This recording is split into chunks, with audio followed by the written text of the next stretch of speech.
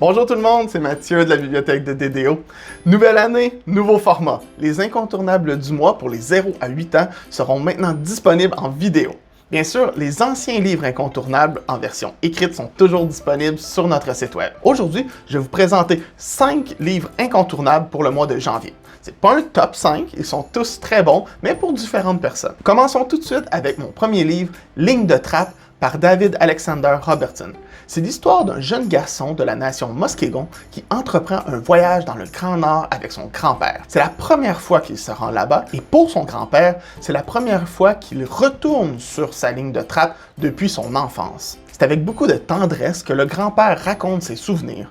Le jeune garçon apprend comment les gens vivaient à l'époque et comment ils vivent maintenant.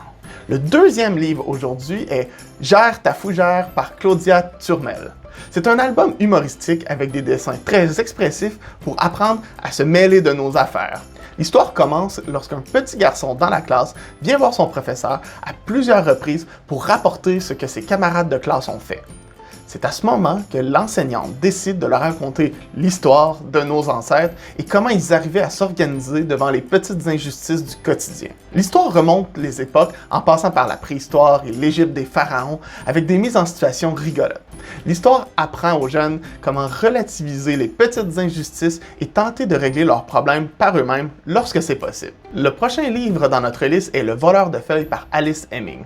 Juste un coup d'œil à la couverture de l'album donne le ton.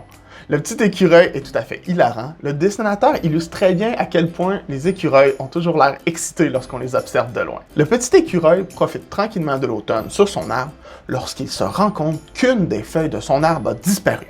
Il se lance donc à la recherche de la feuille perdue et surtout du voleur.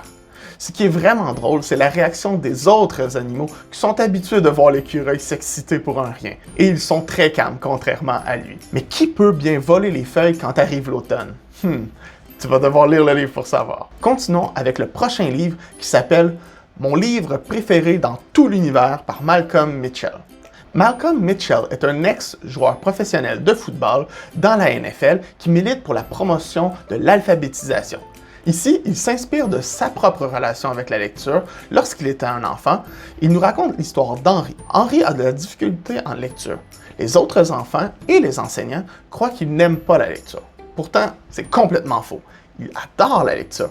Mais souvent, les phrases sont trop longues, les mots trop compliqués, ou il ne se sent pas représenté dans les histoires. Lorsque son professeur demande à toute la classe de trouver leur livre préféré dans tout l'univers, Henri part en quête du livre parfait pour lui. Enfin, terminons avec Le dino anxieux par Rachel Bright.